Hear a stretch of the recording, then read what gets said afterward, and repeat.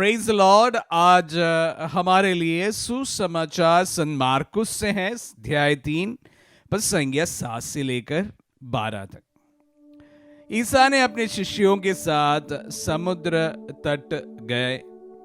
गलीलिया के विशाल जनसमूह उनके पीछे पीछे हो लिया।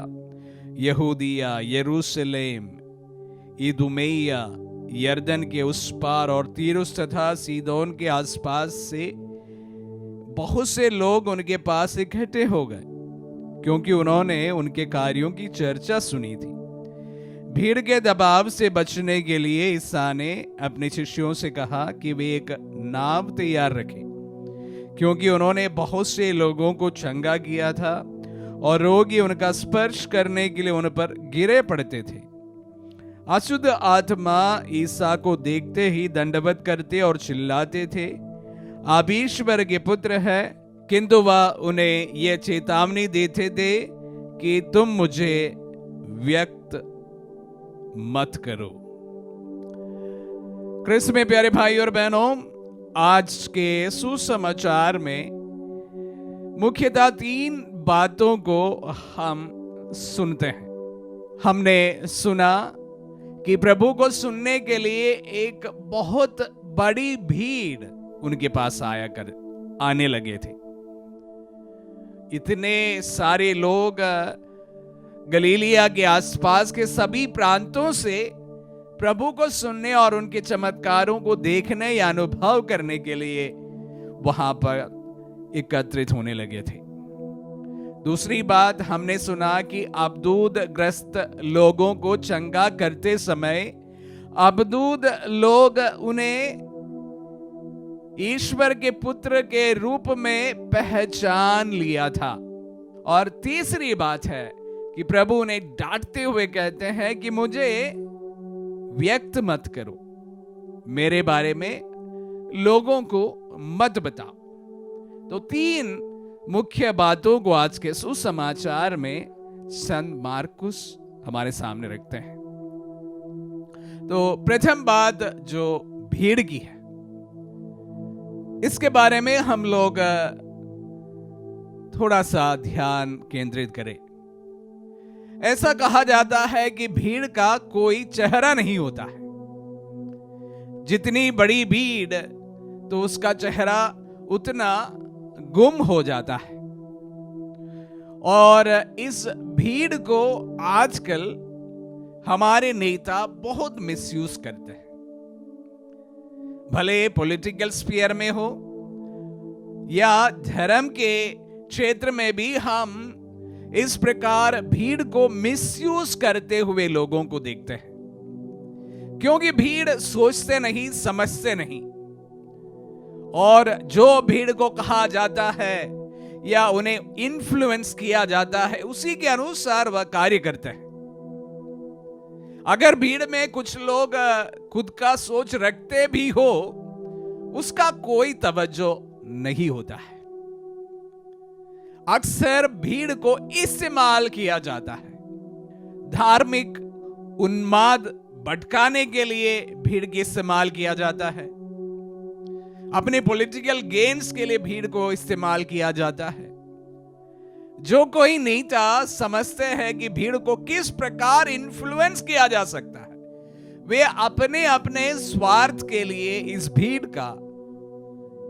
को इन्फ्लुएंस करते हैं और उन्हें इस्तेमाल करते हैं। प्यारे भाई और बहनों, अक्सर हम लोग भी ऐसे भीड़ के हिस्से हो जाते हैं। तो मैं कहना चाहूंगा इस परिप्रेक्ष्य में कि हम खुद के सोच रखें।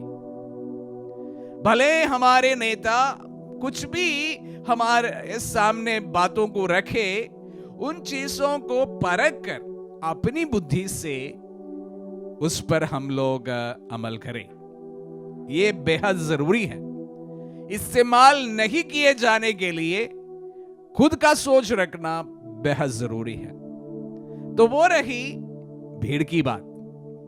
दूसरी बात मैंने कहा कि प्रभु ने अनेक व्यक्तियों को अबदूदों से निकाला था। अबदूदों से निकालना एक बात होती है, और उसके साथ साथ हम देखते हैं कि अशुद्ध आत्मा ईसा को देखते ही दंडवत करते और चिल्लाते थे, आप ईश्वर के पुत्र हैं। प्रभु को सटीक पहचानते हैं अशुद्ध आत्माएं। प्यारे भाई और बहनों, ऐसा नहीं है कि जो अशुद्ध आत्माएं होते हैं वो सच को नहीं जानते हैं, सच को नहीं अपनाते हैं। वही हमारे बीच में भी हम लोगों को देखते हैं जिन्हें हम इतने अच्छे नहीं मानते हैं। वे ऐसा नहीं है कि सच को नहीं जान पाते हैं, लेकिन उन्हें अपनाते नहीं हैं। यहां पर अशुद्ध आत्माएं प्रभु को देखा था, पहचाना था, पर उन्होंने उनको अपने जीवन में, अपने जीवन का एक प्रकार पूरा अधिकार देने के लिए इनकार करते हैं।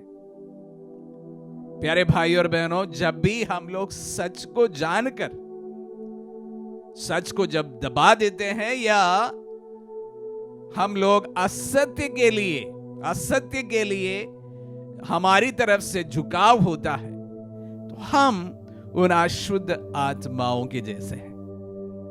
और तीसरी बात है कि प्रभु कहते हैं कि मुझे व्यक्त मत करो। कहने का तात्पर्य है कि मेरा प्रचार मत करो। वे अशुद्ध आत्माओं को डांटते हुए कहते हैं। मेसियानिक सीक्रेट इसको कहा गया है ईश शास्त्र में। प्रभु अपने आप को व्यक्त ना करने के लिए चंगाई किसी को देने की बात कहते हैं और वह अशुद्ध आत्माओं को भी कहते हैं। और हम ऐसे जगह पर प्रभु को यह कहते हुए भी पाते हैं कि जाकर मेरे प्रचार करो, मेरे वचनों का प्रचार करो। द मिशन मैंडेट इन तमाम बातों के विपरीत है कि दुनिया के कोने कोने में जाकर सुसमाचार का प्रचार करो। और यहां पर प्रभु स्वयं कहते हैं कि मुझे व्यक्त ना करो। दोनों आपस में विरोधाभास जैसे हमें लग सकता है, लेकिन प्यारे भाई और बहनों, कि प्रभु को जिसने भी अनुभव किया है वह उनका प्रचार करते आए हैं, प्रभु के समय में भी और अभी भी। जो लोग प्रभु का विरोध करते हैं उन्होंने कभी प्रभु को अनुभव नहीं किया है। आज हम विशेष रूप से हमारे देश के परिप्रेक्ष्य में जो हमारे विरुद्ध कार्य करते हैं, विरोध में हैं, ऐसे लोगों को प्रभु का अनुभव होने के लिए प्रार्थना करें।